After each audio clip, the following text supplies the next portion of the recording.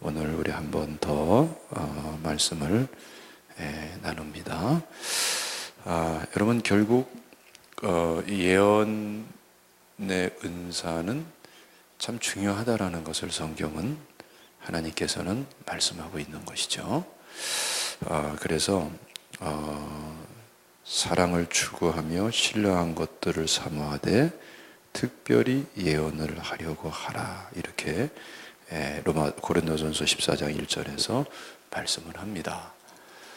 근데 이것이 교회들의 미성숙으로 인해서 또 여기에 대한 정확한 말씀 이해와 해답을 찾는 노력을 하기보다는 어떠한 문제의 소지를 원천봉쇄하는 방식으로 예언의 은사 부분을 생각하다 보니까 결국 말씀을 가감하는 본의 아닌 결과가 한국 교회에 많이 나타나고 있습니다. 사실은 한국 교회만이 아니라 어느 나라나 그런 현상들이 퍼센트는 다르지만 그러한 현상들이 나타나고 있습니다. 우리 교회 또 우리 교단도 마찬가지예요. 그런 성향이 아주 강하고 강한 그러한 교단이고, 저도 또 그렇게 신앙생활을 해왔고 또 그렇게 신학을 배우기도 했습니다. 그런데 다 해보고 또 성경을 우리가 또 이해하고 나가면은 말씀은 너무나 중요하고 하나님이 주신 은혜와 은사는 너무나 귀하고 축복된 것입니다. 그래서 우리가 구더기 무서워 장 못 닦는다는 식으로, 또 잘 알아보고 놀란 사람 소뚜껑 보고 놀란다는 식으로, 그런 식으로 신앙생활을 언제까지 할 것인가, 이 문제에 대해서 우리는 잘 조심스럽게 검토를 해야 되는 것입니다. 왜냐하면은 첫 번째로 하나님은 신실하신 분이시고요, 두 번째로 하나님이 주신 말씀은 진리의 말씀입니다. 믿으십니까? 그리고 하나님께서 불필요한 말씀을 주신 게 아니고 꼭 필요하기 때문에 말씀을 주셨고, 그 말씀을 통해서 또 은사도 허락해 주신 것입니다.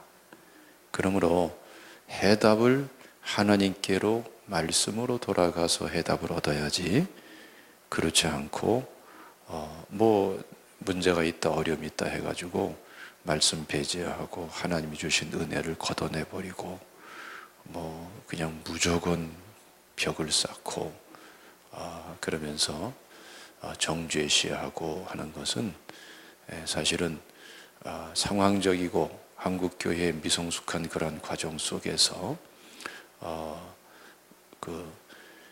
과정적으로 우리가 이해는 할지라도 결코 옳다고 말할 수가 없는 것입니다. 항상 우리는 말씀으로 돌아가서 진정한 해답을 얻어야 될 줄로 믿으시기를 축원합니다. 자, 이 부분에 대해서 여러분들 가능하면은 어저께 말씀, 그저께 말씀 참조하면서 총체적으로 이해를 하면서 또 오늘 말씀을 우리가 이어서 함께 나누기를 원합니다. 그래서 지금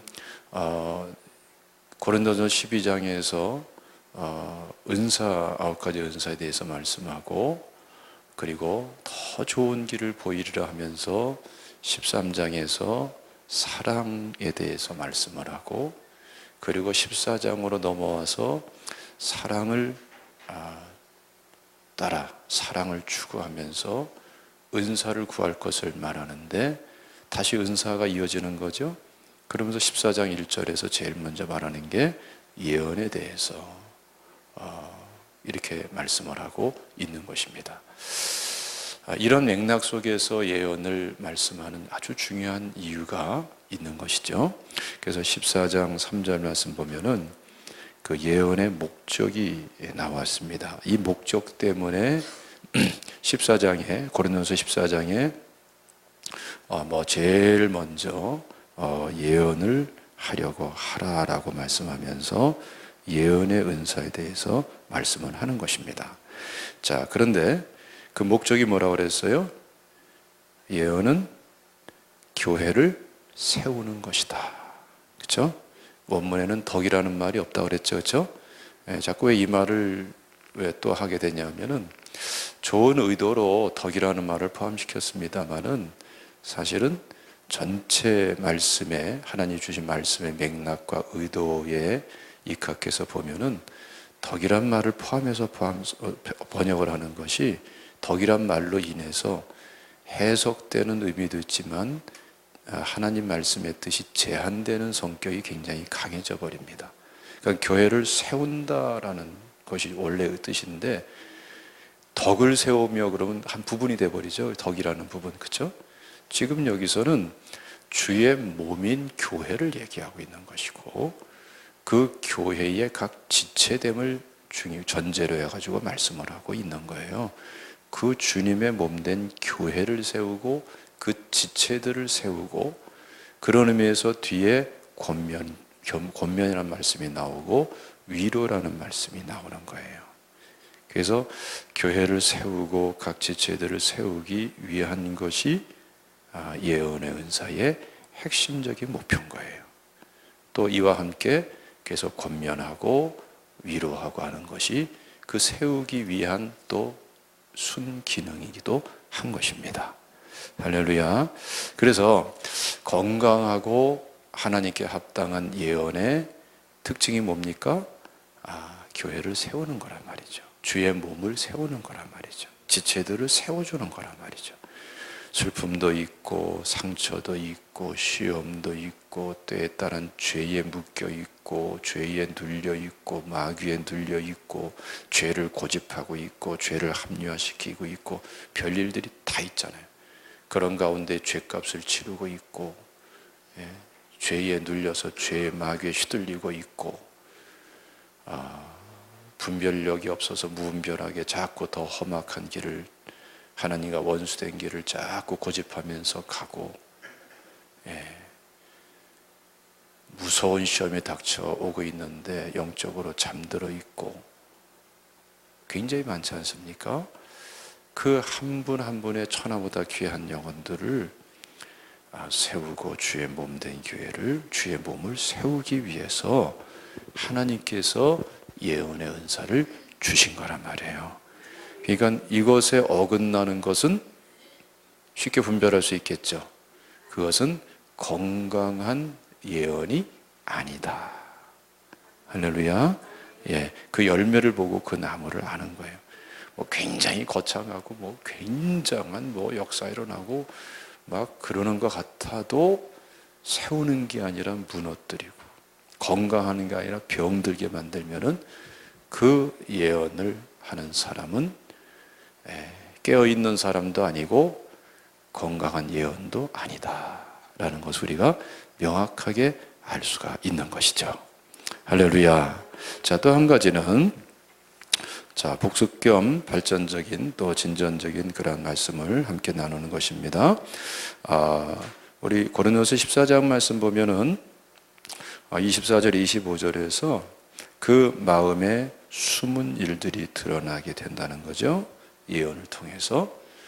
그래서 그 상대방의 기도 제목을 가지고도 꼭 예언의 은사가 아니라 지식의 말씀의 은사를 통해서도 그러고 또 다른 은사를 통해서도 또 하나님의 성령의 은혜를 통해서 또 성령께서 인도하시는 대로 또 성령이 탄식하며 마땅히 빌 바를 알지 못하는 그 기도 제목에 함께 동참시키면서 그 다른 사람을 위해서 함께 기도할 수 있도록 이끌어 주시고 또 기도 제목을 허락하시고 그런 경우들은 당연하게 나타나게 되는 것이죠.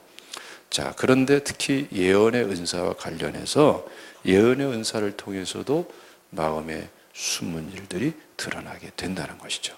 본인이 합리화시켜 놓고 숨겨 놓고 있고 또는 아예 잊어버리고 있고 그냥 생각지도 않았던 그러한 기도 제목들도 하나님께서는 예언의 은사를 통해서 그것이 깨달아지고 드러나게 하면서 또 함께 기도하게 하고, 그러면서 어떻게 한다고요? 그 성도를, 그 지체를, 교회를, 주의 몸을 세워주시는, 예, 할렐루야. 그런 가운데 또 위로하시고 격려하시고 하면서 세워주는 역할을 하게 되는, 그래서 아주 깊은 치유도 나타나고 또 성령 안에서의 진리의 말씀 안에서의 자유도 얻을 수가 있고 많은 일들이 나타나게 되는 것이죠. 근데 문제는 뭐라고요? 이런 것 때문에 예언하는 사람이 잘못하면은 왜곡된 예언으로 빠져버리고, 또 이렇게 숨은 일들이 드러나는 것 때문에 그 예언 기도를 받는 사람들이 또 잘못된 예언 기도에 묶여가지고, 예? 눌려버리고 판단받고 정죄받고 드러나니까 맞긴 맞으니까 꼼짝 못해가지고 속박당해서, 무슨 말인지 아시겠죠? 예? 그래가지고 헤매요. 문제는 한 달도 헤매고 두 달도 헤매고 세 달도 헤매고 6개월도 그 이상도 헤맬 수가 있어요. 뭔가 마음이 더 병들어, 더 건강하게, 심령이 건강하게 세워지고 속 사람이 세워져야 되는데 비실비실 병들고 눌려서 죄책감에 뭔가 걸려있고 자유하지 못하고, 아니 문제가 생기는 거예요. 예? 진리가 너희를 자유케 하리라, 주의 영이 계신 곳에는 자유가 있느니라 했는데 더 큰 죄책감에 사로잡히고 더 판단에 눌려버리고 뭔가 더 이상 영적으로 또 꽉 사로잡혀버리고, 그런 가운데 이상한 왜곡된 상하관계, 왜곡된 그러한 질서가 되고 거기서 이상한 당을 짓는 것이 또 나오고 그래요. 예? 이게 이런 것들 때문에 은사에 대해서 우리 교단도 마찬가지고 비교적 보수적이다라는 교단들은 다 터부시해왔던 거예요. 목회자들이. 아시겠습니까? 이런 미성숙함 때문에. 아시겠습니까? 이런 것들은 교회를 세우는 거예요? 지체를 세우는 거예요? 무너뜨리는 거예요? 무너뜨리고 병들게 하는 것이죠. 아시겠습니까? 예. 여러분 보세요. 에베소 5장 18절 말씀 보면 성령 충만을 받아라 한 다음에 뭐라 그럽니까? 시와 찬송과 신령한 노래로 서로 화답하며. 그 은혜가 얼마나 놀랍습니까? 그렇죠? 저는 제일 기쁜 게 우리 성도님들이 성령 충만해가지고 정말 마음속에서 기쁨이 솟고 솟아오르고 성령의 9가지 열매가 가득하니까 그 기쁨이 있고 그 기쁨의 감격 속에서 눈물이 있고, 정말 사랑과 함께 희락이 있고, 할렐루야. 그런 가운데에 단순히 입술로만 하는 찬양으로 끝나는 것이 아니라 심령에서 성령께서 자꾸 감동 주시는 찬양이 있잖아요. 그 찬양이 심령에서 일어나고 또 한 사람 일어나고, 그러한 영적인 찬양으로 서로 영적으로 화답하게 되는 거죠. 그러한 상태의 성도들의, 그러한 성도들이 만나면 어떻습니까? 굉장히 세상과 다른 것이죠. 그렇죠? 지금 성령 충만의 결과는 그렇게 나타나는 거예요. 그리고 더 나아가서는 어떻습니까? 범사에 항상 하나님께 감사하며, 예? 성령의 충만함이라는 결과들이 쭉 나오는 거예요. 그리고 한 걸음 더 나와서 뭐라고 그래요? 피차 복종하라 그러잖아요.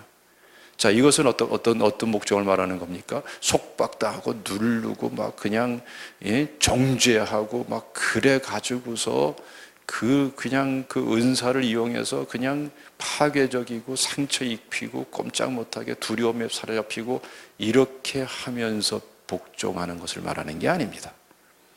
아시겠습니까? 성령 충만해서 정말 시와 찬송과 신령한 노래로 화답하는 영적인 상태가 되면은 자연스럽게 범사에 항상 감사하게 되고, 그런 가운데에 여러분 그분에 대해서 우리가 주일날 함께 말씀 나눈 적 있죠? 새로운 정렬이 돼버려요. 예? 그런 가운데에 자발적으로 복종하게 되는 거예요. 성령의 질서를 따라, 말씀의 질서를 따라서 자신의 위치와 자신의 역할에서 자연스럽게 서로에게 순복하게 되는 거예요. 그렇죠? 아내가 남편에게, 남편이 아내에게 성령 충만한 그런 관계 속에서 사랑하고 순복하는 그러한 새로운 질서가 쫙 이루어지게 되는 거예요. 이건 사실은 시켜서 되는 것도 아니고 시킬 필요도 없는 거죠. 믿습니까? 이렇게 관계가 되고 이렇게 교회가 돼야지, 예? 그냥 왜곡된 은사주의에 의해서, 예? 또는 단순하게 어떠한 그 세상적인 조직력에 의해서 그렇게 되는 것은 참 복음에 합당하지가 못하단 말이죠. 믿습니까? 지금 우리 교회는 지금 중간에 딱 놓여 있어요. 상당히 우리 교회가 질서 있고 그리고 순종하고 하나 되고 그러한 것들이 우리 교회는 창립 때부터 쭉 있어 왔는데, 성령 쪽에 하나님의 은혜를 더 우리가 받아들일 수밖에 없다. 그래야 된다. 그래야 진정한 변화와 진정한 교회다움의 성숙함이 있을 수 있다. 진정한 열매가 있을 수가 있다. 제가 여러 가지 면에서 오랜 동안 연구하고 고민하고 하면서 성령사역 아무것도 모르는 상태에서 신학적으로 결론 내리고 목회적으로 결론 내리고 내 개인적인 신학으로 결론을 내리고 최종 노력까지 다 해보면서 결론을 내리고 성령 쪽에 우리가 더 열고 여는 가운데에 기존의 그러한 갖추고 있었던 질서와 체제와 이런 것들을 내 스스로 하나하나 풀고 해체시키기를 시작했어요. 할렐루야. 왜?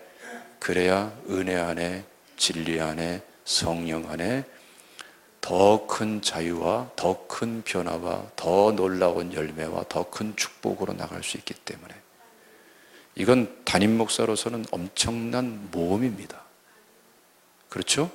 교회가 완전히, 우리 교회는 굉장히 좋은 교회예요. 예나 지금이나. 그런데 이 구조와 질서와 패러다임 자체를 해체시켜버리고 새로운 패러다임으로 새로운 은혜의 질서로 갈 때에 거기에는 뭐가 따르죠? 그 과정 속에 미성숙이라는 것이 따르기 때문에 굉장히 위험한 거예요. 그러나 그럼에도 불구하고 하나님 앞에서 하나님이 나한테 깨달음을 주고 확신을 주고 알게 해주시고 결론 내리게 해주신 그 믿음의 양심을 따라서 그 하나하나를 해체하고 우리가 엄청난 그러한 그 도전을 하고 지금까지 온 것입니다. 그래서 하나님께서는 짧은 기간 동안에 우리 교회에 엄청난 은혜를 많이 주시는 거예요. 할렐루야. 이때에 여러분 우리 성도님들이 지켜야 될 게 뭐냐? 더 말씀으로 돌아가야 되는 거예요. 아시겠어요? 그래서 우리 교회는 철저하게 말씀으로 돌아가는 거예요. 우린 개혁시하는 신학을 추워도 안 버립니다. 개혁주의 성경관, 종교 개혁자들의 성경관을 추워도 안 버립니다. 왜냐하면 어떤 신학도 성경 전체를 다 끌어안을 수 있는 신학은 없어요.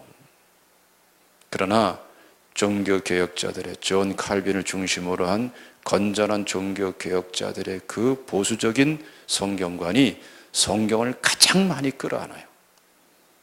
그 관점과 그 성경관을 버리면은 성령 사역은 흔들려 버려요. 방황해 버려요. 체험주의로 끝나고 행위주의로 끝나버려요. 신비주의로 끝나버려요. 흔들나는 겁니다. 더 말씀으로 돌아가야 돼요. 더 말씀으로.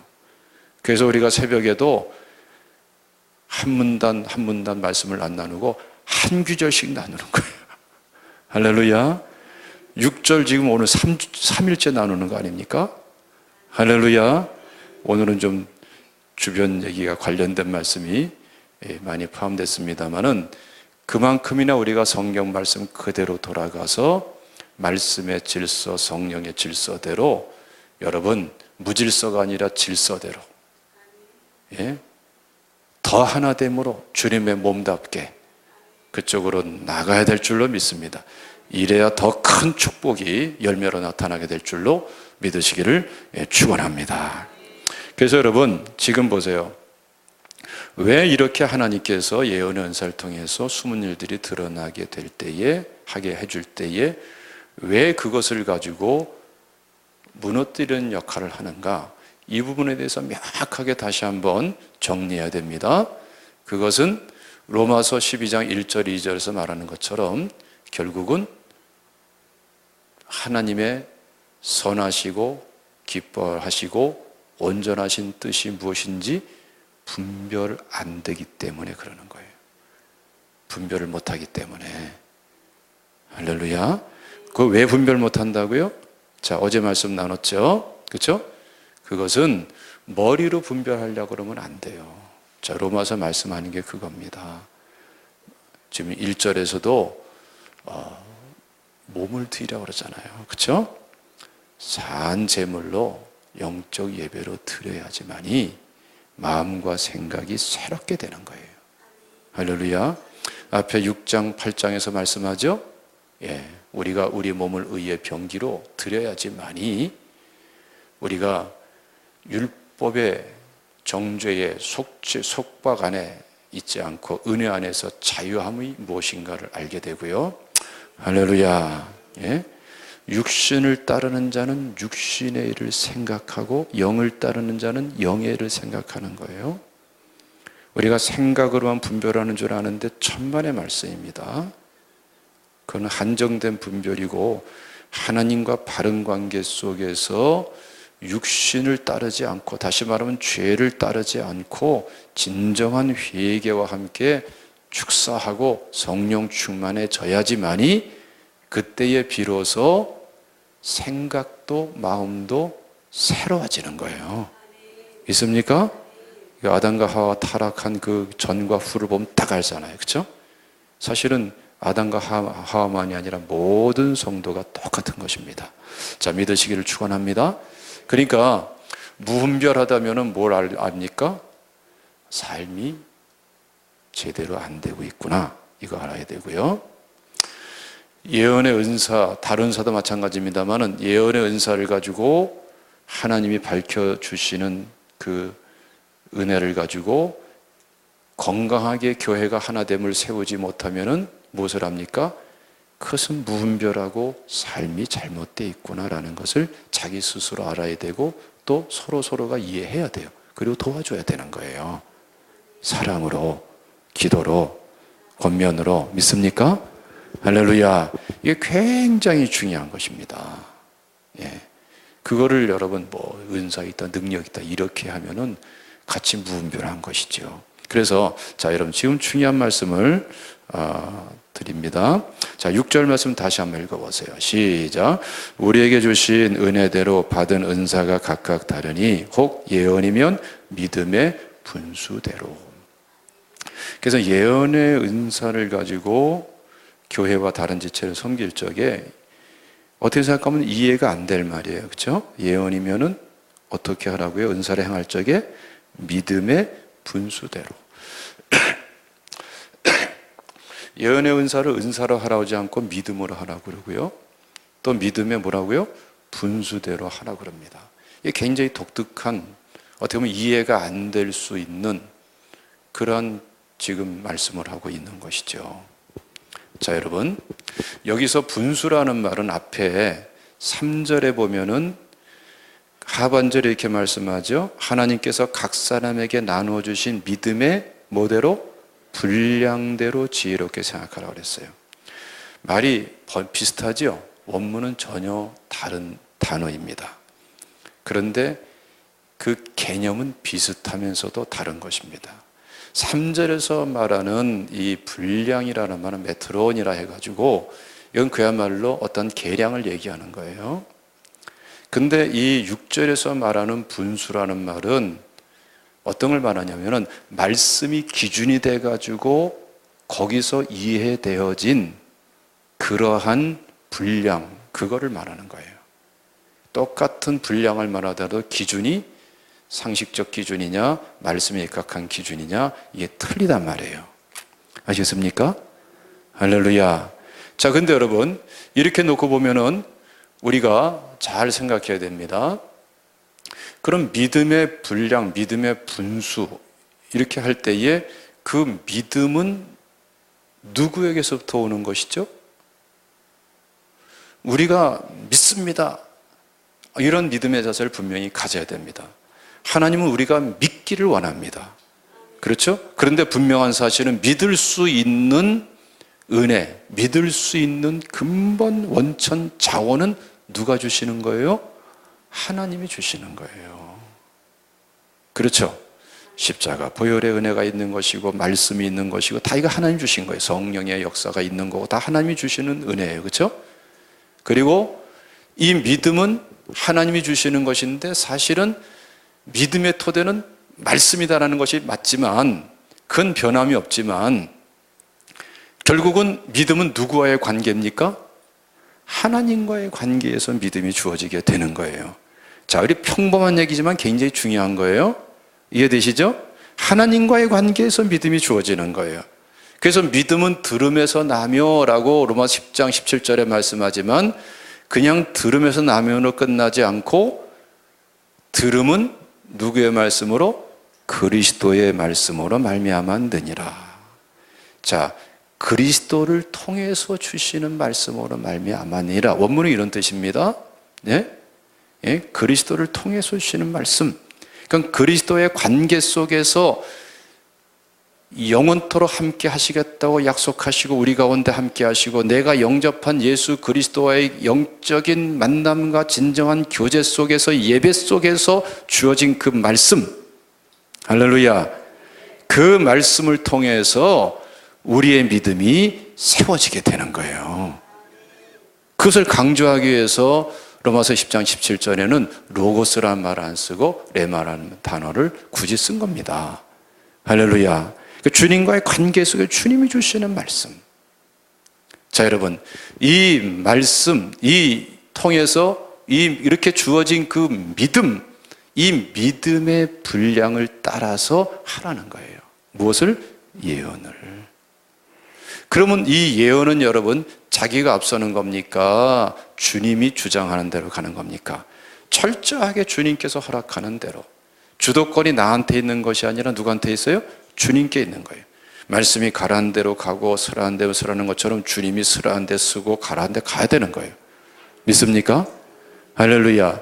그런데 여기서 그 기준이 뭐냐? 그럼 주님이 기본적으로 그 믿음의 분량대로 예언을 하라, 또 다른 은사를 행하라 할 때에 그 기준이 어떻게 제시됩니까? 자, 여러분 보세요. 여러분 이거 읽어보세요. 3절과 4절을 읽어보세요. 로마서 12장 시작.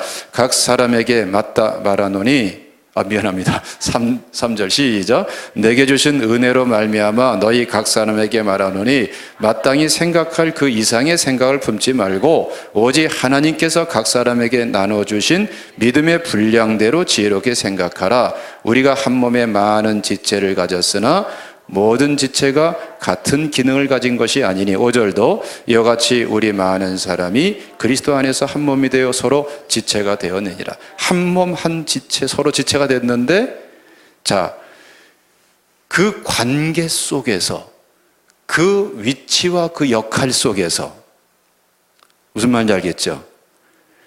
거기서 그 한 몸인 주님의 몸인 교회가 성도들이 각각 지체되었잖아요. 그렇죠?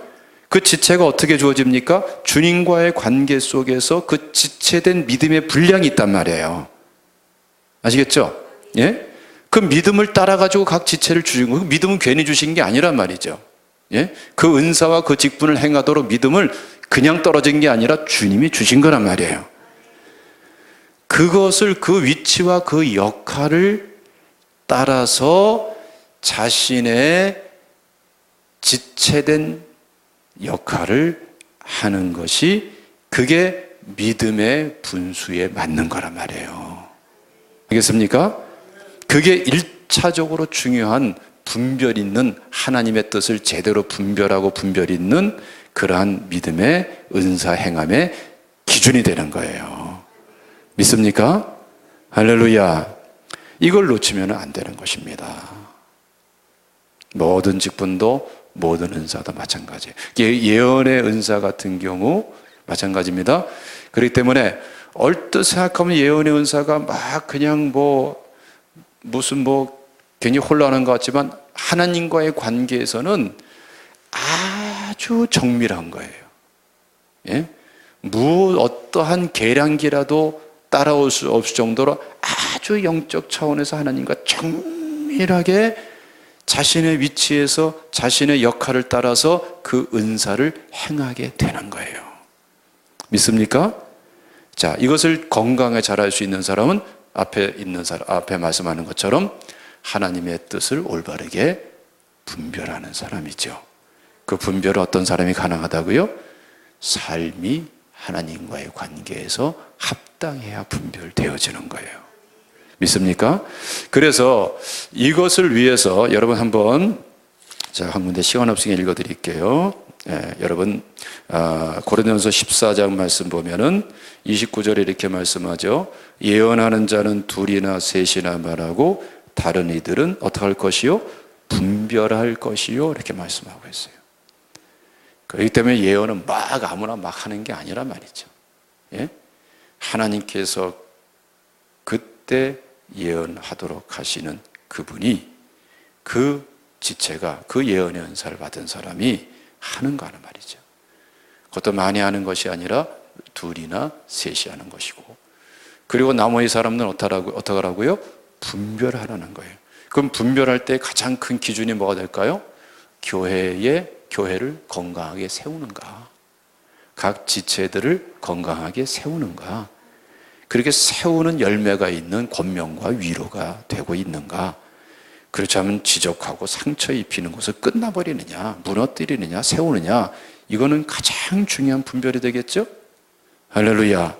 그리고 아울러 한 걸음 더 나아가서 이분이 지금 올바르게 분별하고 있느냐, 올바르게 살고 있느냐, 자신의 위치와 역할을 제대로 잘 감당하고 있느냐, 하나님과의 관계에서 그런 것들을 분별할 수 있습니다. 자, 이런 것은 첫째로 말씀을 통해서 분별할 수 있고요, 둘째로 하나님과의 관계에서 깨어서 교제를 나누고 참된 예배가 되어 있는 사람은 성령께서 분별할 수 있도록 은혜를 주세요. 할렐루야. 여러분, 이 점에 있어서 충성된 믿음을 가지시기를 주님의 이름으로 축원합니다. 축원합니다. 할렐루야. 여러분, 말씀 맺겠는데요, 지극히 작은 것에 충성된 자라야 큰 것에도 충성되고, 그러죠? 누가복음 16장 10절 말씀 보면은 지극히 작은 것에 충성된 자는 큰 것에도 충성되고 지극히 작은 것에 불의한 자는 큰 것에도 불의하니라. 할렐루야. 예? 누가복음 19장 17절 말씀 보면은 주인이 이르되 잘하였도다 착한 종이여, 내가 지극히 작은 것에 충성하였으니 10고을 권세를 차지하라.